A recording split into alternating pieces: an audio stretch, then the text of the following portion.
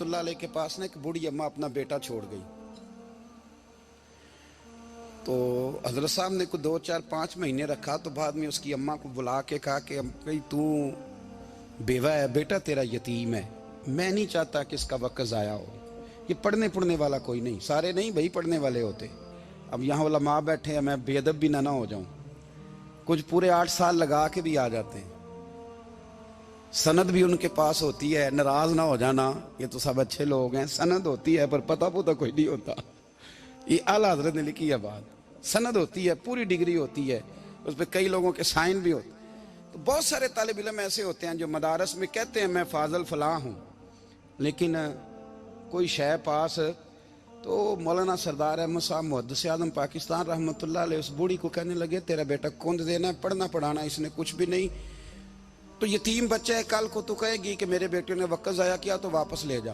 बूढ़ी अम्मा रोने लग गई, कहने लगी मैं पढ़ाने तो नहीं लाई थी, मैं तो आपको रब का वली समझती हूँ, मैं तो नौकरी कराने लाई थी, नौकरी। हजरत अनस बिन मालिक कहते हैं मेरी अम्मा भी हुजूर की बारगाह में दे गई थी, हुजूर की बारगाह में। ये नहीं कहा था कि या रसूलल्लाह पढ़ा दें, हाँ हाँ मैं जिम्मेदारी से बात कर रहा हूँ।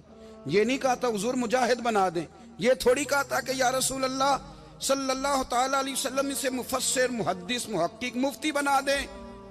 हजरत अनस की अम्मा कह गई थी सोनिया जब तक ये रहेगा ना आपकी नौकरी करेगा, ये घर के काम काज करेगा, ड्यूटी करेगा, हुजूर ये आपकी नौकरी करेगा।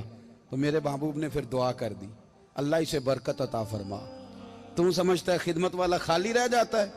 जितना जायका खिदमत वाले को मिलता है, जो उसके नसीब में आता है, वो किसी का नसीब कहां भाई।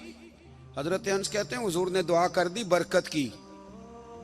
मुझे तो खेती बाड़ी आती भी नहीं थी, पर लोगों के बाग में साल में 1 दफा फल लगता था, मेरे बाग में 2 दफा लगता था। हुजूर ने दुआ कर दी अल्लाह इसे औलाद दे। फरमाते हैं मेरे बेटे, मेरे पोते, मेरे नवासे, मेरी बेटियां, फरमाते हैं मैं जिंदा हूं और मेरी 100 औलादे मौजूद हैं। परेशान हो गया 100 सुन के कि बच्चे 2 ही अच्छे, 100 औलादे मेरी मौजूद हैं। हजरत अनस बिन मौलाना सरदार अहमद साहब के पास ना छोड़ गई बच्चा, कहने लगी हजरत जी मैं को पढ़ाने के लिए थोड़ा छोड़ गई हूँ, मैं तो इसलिए छोड़ के गई हूँ कि आप मेहरबानी करें खिदमत कराएं। तो हजरत जी कहने लगे कोई ऐसा काम ही नहीं, खिदमत वाला क्या कराऊं। कहने लगी पट्ठे पवा लिया करो जी। हूँ लड़ पेंदे ने, कहने ने बच्चे काम कर दें मदरसे का। हालांकि अब कहाँ बच्चे काम करते हैं, अब तो गुजर गया दौर, अब तो बच्चे काम कराते हैं। अब बच्चे भी नाराज हो रहे हैं, घूर घूर के देख रहे हैं। सही कह रहा हूँ आपको, बच्चे काम कराते हैं, बच्चे कहाँ काम करते। कहने लगी ये चारा डाले करेगा आपकी भैंसों को। तो हजरत ने उसको कहा कि बीबी चारा मेरी भैंसों को डालने के लिए मैंने बंदा रखा हुआ है, तो तू जा ले जा। कहने लगी हाथ बांध के हुजूर मेहरबानी करें रख ले, चारा डालेगा। और पुत्र तवज्जो से चारा डालना हजरत की भैंसों को। रोने लगी, हजरत ने रख लिया, महीने का खर्चा भी देते। शाम को ना वो सारा दिन काम करता, शाम को आके पैरों में भी बैठ जाता, हजरत जी लाएं तेल थोड़ा सा, पैर ना दबा दूं। 8 साल साथ वाले पढ़ते रहे, ये बेचारा नौकरी करता रहा, मेरा रूप भी नहीं ते मेरा रंग भी नहीं, और मैनू यार मनान दा टंग भी नहीं। कभी कभी ना हजरत बिलाल हबशी फारग होते ना, तो नबी पाक की बारगाह में अर्ज करते हुजूर कोई काम तो नहीं, सारे हो गए, हुजूर जाऊं जरा, चले जाते। एक दिन सलमान फारसी कहने लगे या रसूलल्लाह ये बिलाल कहाँ जाता है। फरमाया जा देख के तो आ। हजरत सलमान वापस आए तो आके रोने लगे, कहने लगे सोनिया जब यहाँ से जाता है ना तो जाके सैयदा फातिमा की चक्की पीसनी शुरू कर देता, बीबी साहबा के काम करने लगता है, घर में जाके स्नैन की ड्यूटी करता है, वहां भी काम यहाँ भी काम। वो चारा डालता रहा, उसने चारा डाला। हजरत मुहद्दिस आज़म की भैंसों को दस्तारे फजीलत का वक्त आ गया, सारे पगड़ियां सजा के आ गए, आज दस्तार होगी। ये ना पीछे होके बैठ गया, चूंकि पढ़ा ही नहीं था तो दस्तार का है कि दस्तार तो उसकी जो पढ़ेगा, हमने तो पढ़ा ही नहीं, हमने तो यार पढ़ा, घर पढ़ा, ड्यूटी करी। हजरत मुहद्दिस आज़म रहमतुल्लाह अलैह के यहाँ जब ऐलान होने लगा ना कि अब दस्तार होगी, तो हजरत ने पहला ऐलान उसका फरमाया। तो मजा वाला बंदा कपड़े भी कदी कदी बदल दे ना, वो कहता है जिस हाल में भी था मैं पलट के देखने लगा कि पड़ा पड़ा है तो है, कोई शय नहीं, तो ये माजरा क्या है। पीछे से उठ के आए तो कहते हैं बाकियों की दस्तार किसी आलिम ने की, किसी सूफी ने की, लेकिन ये भैंसों को चारा डालने वाला जब आया तो मुहद्दिस आदम ने फरमाया पगड़ी के बाल को कोई हाथ ना लगाए, ये सारी दस्तार मैंने करनी है। और फरमाते हैं हजरत बाल भी देते जाते थे और आंसू भी बहाते जाते थे, माथा भी चूमते थे और फरमाते थे दस्तार के बाद चला तो नहीं जाएगा यार, मुझे तो इबादत भी नहीं रह गई, मुझे तो चाबियों को भी नहीं पता कौन सी कहाँ रहती है, जाएगा तो नहीं तू? तो रो पड़ा, कहने लगा सोने जाए तो वो जिसके पल्ले कुछ है हो, आता जाता तो है कुछ नहीं, मुझे किसने रखना है, मैंने कहाँ जाना है, इधर कहाँ तो इधर ही रहूंगा। वो उस तालिब इल्म के सारे उस्ताद भाई कहते हैं उसने दस्तार कराई, पढ़ा पढ़ाया कुछ नहीं, पर जो मसला अड़ जाता था ना, वो जो अड़ जाता था ना, वो जाके उससे पूछते थे तो किताबें खोलने की जरूरत नहीं पड़ती थी। हजरत उम्मे सलमा रदी अल्लाह ताला अन्हा कहती है मैंने अर्ज की या रसूल अल्लाह सल्लल्लाहु अलैहि वसल्लम मेरी बच्ची बड़ी बीमार है, तो मुझे किसी ने कहा है ये थोड़ी सी नशे वाली चीज है, ये बना के तैयार करके दो सही हो जाएगी, बीमार है बच्ची तो ये नशे वाली चीज है, इसको तैयार करके दो, थोड़ा नशा है। अगरचे बाज, मैंने शुरू में कहा, बाज लोग मरीज को, सख्त मरीज को ऐसी अद्वियात जो मजबूरी बन जाए उसकी गुंजाइश और इजाजत देते हैं। मुहतात उलमा तो उसमें भी बहुत सारी चीजें पहले बयान करते हैं, लेकिन उसने कहा जी निरा नशा देना है शिफा के लिए। तो हज़रत उम्मे सलमा कहती है मेरे नबी पाक ने मेरी तरफ देखा, मेरी तरफ, तो मैंने कहा या रसूलल्लाह आप क्या फरमाना चाह रहे हैं? तो नबी पाक ने फरमाया उम्मे सलमा कभी नापाक चीज में भी शिफा हुई है, कभी नापाक चीज में भी, कभी शराब और खमर में भी शिफा हो सकती है। शिफा रब करीम ने रखी है पर शहद के अंदर रखी हुई है, शिफा अल्लाह ने रखी है, कुरान मजीद में रखी हुई है, तो इसमें भी कभी ये हुजूर ने बयान किया है कि इसके अंदर शिफा हो सकती, तो उम्मत कितनी दलेरी करती है जो ये मशवरे देती है कि उसके अंदर नशा है, शराब है, तो खांसी चली जाएगी तो फलानी बीमारी चली जाएगी। ना आओ इन चीजों पे, ना अपने ईमान को खराबी दो और ना ऐसी बातें करो जिससे कि डायरेक्ट रसूलुल्लाह सल्लल्लाहु अलैहि वसल्लम के वाज़ेह इरशादात की मुखालफत हो। मेरे नबी पाक सल्लल्लाहु अलैहि वसल्लम ने फरमाया, और फिर कुछ लोग कहते हैं थोड़ी पी है जी। अब तो मैं तज्जिये में पढ़ रहा था कि ऐसी शराब इजाद हो गई है, लोग शराब पीते हैं और वो मस्त भी रहते हैं, कार भी चलाते रहते हैं, कहते हैं जी नहीं हमारा ज़हन माऊफ नहीं हुआ तो ये वाली सही है, नशा नहीं लाती। मेरे नबी पाक सल्लल्लाहु अलैहि वसल्लम ने फरमाया जिस चीज की थोड़ी मिकदार, ज्यादा मिकदार हराम है, उस चीज की थोड़ी मिकदार भी हराम है, जिसकी ज्यादा मिकदार हराम है उसकी थोड़ी भी। तो खमर और शराब अगर फुल पीना जायज नहीं तो थोड़ी पीना भी जायज, ये हराम है और हराम थी और कयामत तक हराम ही रहेगी। मेरे नबी पाक सल्लल्लाहु अलैहि वसल्लम ने मना किया और हुजूर ने इजहार नापसंदीदगी फरमाया, और मैं 40 दिन तो इबादत ही कबूल नहीं होती शराब पीने वाले जब तक सच्ची तौबा ना करे। ये लफ्ज जब अदा करता हूं तो शर्म से मेरी जुबान लड़खड़ाती है कि यार दरबारों पे भी नशा बिकता है। मैं ये बात कर रहा हूं सूफिया का तर्जुमान, दरबारों पे, मजारों पे, और सज्जादा नशीनों तुम्हें जमीन निगल जाए, आसमान तुम्हें ले उड़े, तुम पर कहर नाजिल हो, तुमने बाप दफन करके तो वहां नशे का अड्डा बना लिया, माओ से बेटे छीनने लगे हो, औरतों के सरों से कपड़े छीनने लगे हो, सुहाग मारने लगे हो, बेटियां और बेटे यतीम करने लगे हो, नशा बेचते हो दरबारों और मजारों पे, ये तमाशा लग गया। आप कैसे करूं ये बात, पर करनी पड़ रही है, मजबूरी है, ये मजमून मुकम्मल नहीं हो सकता। बंद कर दे वो दरबार, हमें नहीं चाहिए जिन दरबारों पे नशा बिकता है। मैं जिम्मेदारी से कह रहा हूं, बात रिकॉर्ड हो रही है। जूते की नोक पे वो सज्जादा नशीन जो उम्मत को ड्रग्स देता है, वो सज्जादा नशीन का डेरा नहीं, वो गंद का अड्डा है, वहां से फैज नहीं मिल रहा, उम्मत की तबाही हो रही है। बता दो, फैला दो, इसको एतराज करना है करो। मेरे रसूल पाक सैयद आलम सल्लल्लाहु ताला अलैहि वसल्लम का दीन जरूरी है, किसी पीर की सज्जादगी जरूरी, बोलिए सज्जादगी जरूरी। बड़ी जिम्मेदारी से कह रहा हूं और नुमाइंदगी कर रहा हूं अपनी जमात की। نہ ہمارے بزرگوں نے کل اس کی حمایت کی تھی، نہ آج کرتے ہیں، نہ قیامت تک کریں گے۔ بند کر دیں وہ دربار اور مزار۔ بزرگ دنیا میں یہ کام کرنے آئے تھے، اور ہماری سوچ اتنی گر گئی ہے، اتنے ہم کمزور ہو گئے۔ کہتے ہیں جب اس کو چڑھ جاتی ہے تو پھر بڑی معرفت کی باتیں سناتا ہے۔ تجھے شرم نہیں آئی اللہ لفظ کہتے ہوئے؟ اب نشئی تجھے معرفت سکھائے گا؟ اب تو شرابی سے، بھنگی چرسی سے دین سیکھے گا؟ کہتے ہیں اس نے پی ہوئی تھی، چڑھی ہوئی تھی، بات کر دی تو میرا کام بن گیا۔ اتنی گندی اور میلی سوچ صاحب ایمان کی ہوتی ہے، تو اب نشیوں سے جا کر دعائیں کرائے گا؟ سن، میرے نبی پاک صلی اللہ علیہ وسلم نے فرمایا جو شراب پی لے، نشہ کر لے، اس کی تو 40 دن تک عبادت رب قبول نہیں فرماتا۔ تو کہتا چڑھی ہوئی تھی تو اس نے دعا کر دی، تجھے شرم ہی نہیں آئی بات کرتے؟ حیا ہی نہیں کیا تو نہ جملہ بولتے؟ یہ کوئی تصوف اور طریقت ہے؟ جاؤ اٹھا کے لے جاؤ۔ ایسی کوئی تصوف اور طریقت ہمیں نہیں چاہیے، ہمیں وہ والی طریقت چاہیے جس میں خدا کے قرآن کی بات ہوتی ہے اور محمد مصطفیٰ کے فرمان کی بات ہوتی ہے صلی اللہ علیہ وسلم۔ تو بھائی یاد رکھو، یہ کوئی طریقہ نہیں۔ ایک مزار ہے، مجھے ایک صاحب کہنے لگے آ جائیں یہاں بھی فاتحہ پڑھیں۔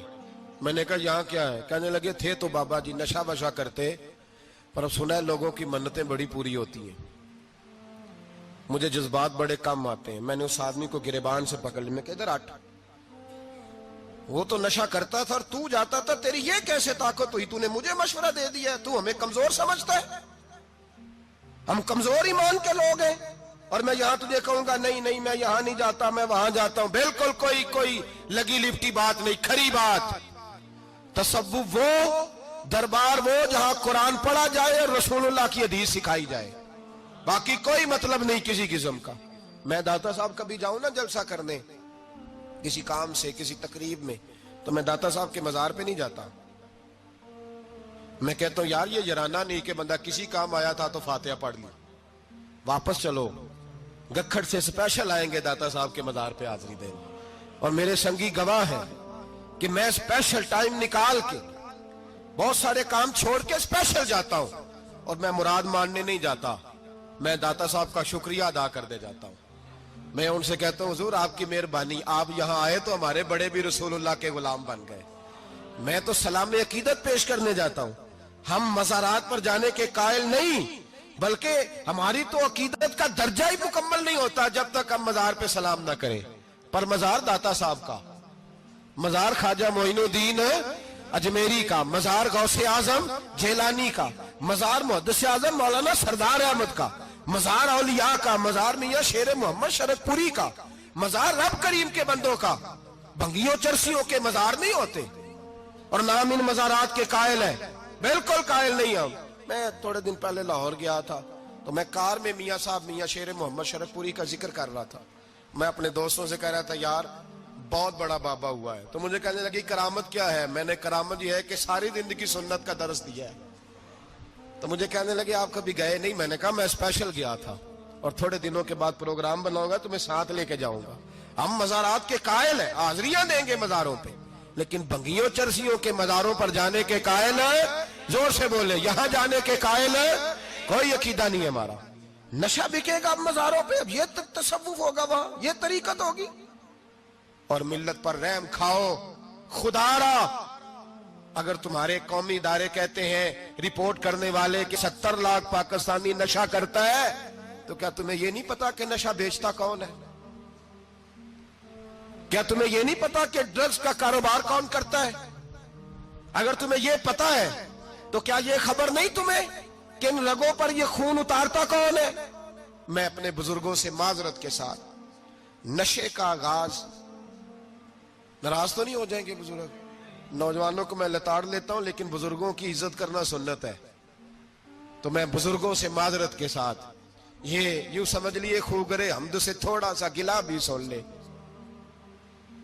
نشہ سگریٹ سے شروع ہوتا ہے، سگریٹ سے۔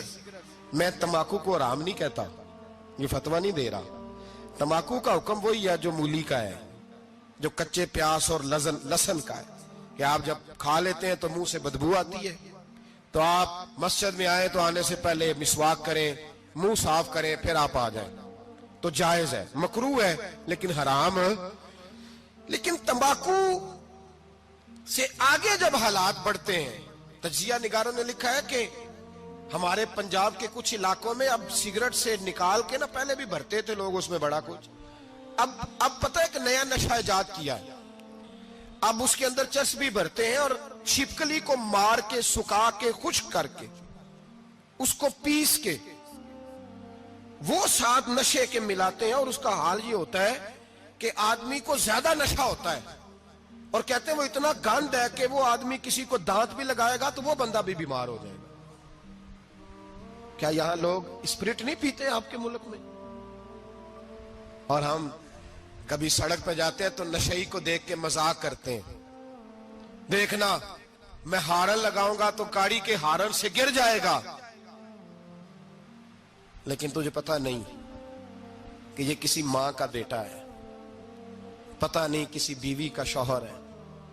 ایک ہمارے دوست ہیں, بزرگ ہیں, ان کا داماد فوت ہو گیا, نشہ کرتا تھا.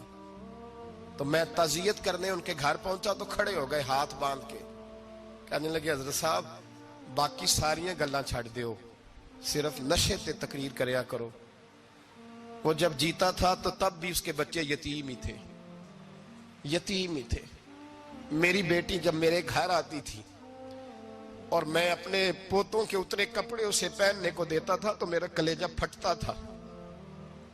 اور میری بیٹی اس کی زندگی میں بھی بیوہ کی زندگی گزار رہی تھی, وہ میری بہوؤں کے اترے ہوئے کپڑے پہنتی تھی.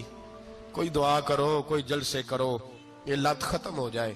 اور کہنے لگا اب میرے وہ چلا تو گیا ہے, دادا دادی اس کے پہلے کوئی نہیں, چچا ہے کوئی نہیں, جب تک تو میں زندہ ہوں ان نواسوں کو کوئی روٹی کا لقمہ, کوئی کپڑا مل جائے گا. لیکن سوچتا ہوں میں بوڑھا ہوں, مر گیا تو ان کو کوئی پوچھے گا بھی نہیں, کون ان کی خبر. اتنا ظلم اس قوم سے, اتنی زیادتی. اور آرام سے لکھ کر لوگ گزر گئے کہ یہ 70 لاکھ ہے, ان کا درد تو سمجھو, تکلیف تو سمجھو. 7 فٹ کا سونا جوان اور نشے کا عادی ہے تو کسی نالی میں پڑا ہوا ہے. اور میں نے کہا اس قوم کے ساتھ اس سے بڑا بھیانک مذاق کیا ہوگا. کوئی دانشور تھا بڑا ظالم, اس ظالم سے کوئی مشورہ لینے آیا, اس نے آ کے کہا تو بڑا ظالم ہے, بڑے کڑوے مشورے دیتا ہے, میرا ایک دشمن ہے, میں اس سے بدلہ لینا چاہتا ہوں, میرا دل کرتا ہے اس کا بچہ قتل کر دوں تاکہ وہ تڑپے. تو ظالم نے کہا اسے قتل نہ کر, وہ تو اس کا باپ 2-4 مہینے رو کے چپ کر جائے گا. پھر میں سخت سزا دینا چاہتا ہوں, مشورہ دے. تو اس نے کہا اس کے بچے کو نشے پہ لگا دے. جس کا بچہ نشہ کرے گا وہ باپ روز مرے گا, روز جیے گا, وہ ماں روز مرے جیے گی, نشے پہ لگا دے. اس قوم کے ساتھ سب سے بڑا ظلم یہ ہوا کہ ملت کا جوان نشے پہ لگ گیا, ڈرگز پہ لگ گیا. اتنے تباہ حالات ہوئے کہ جوان چڑھتی جوانیاں, اماں نے کتاب دے کے بھیجا تھا, اور کالج سے واپس آئے تو نشے کے ٹیکے ہاتھوں میں پکڑے ہوئے, ٹیکے. اور آپ کے اس ملک کے اسلام آباد میں ایک دن میڈیا نے وہ خبر بھی وائرل کی اور وہ چیز بھی دکھائی لوگوں کو. 3 مہینے کا بچہ لے کے نشئی سڑک پہ آ گیا, اس نے کہا میرا نشہ ختم ہو گیا, میرا بچہ خرید لو, 2 پڑیاں دے دو. تو وہاں بیبیاں جو سن رہی تھی وہ بھی چیخے مار کے رو رہی تھی. یہ ظلم کیا اس قوم کے ساتھ, اور کرپشن کی لعنت نے اجازت دی سپلائی کرنے والوں کو کہ گلی گلی بیچے, گلی گلی. انہوں نے کچھ تھوڑا ظلم نہیں کیا ان حکمرانوں نے. اور ہماری اپوزیشن, اس کو نہ صرف اتنا پتا ہے کہ یہ جائیں اور ہم آئیں, اس سے زیادہ کوئی غرض نہیں. بھائی کرپشن کے خلاف نکلے ہو تم, نشے کے خلاف کس دن نکلو گے, جوئے کے خلاف کس دن؟ قوم تو مر رہی ہے نشے سے, اس کے خلاف میدان میں کب آؤ گے؟ صرف اتنا ہے کہ یہ جائیں اور ہماری باری آئے, اس سے زیادہ کچھ نہیں. جتنے مجرم وہ ہیں اتنے ہی تم بنتے جا رہے ہو. اور اگر آپ نے ابھی تک ہمارا چینل سبسکرائب نہیں کیا تو فوراً سبسکرائب کیجئے, ساتھ ہی بیل آئیکن پر کلک کریں تاکہ مزید آنے والی ویڈیو ہیں وہ آپ کو وقت پر ملتی رہیں. اللہ حافظ.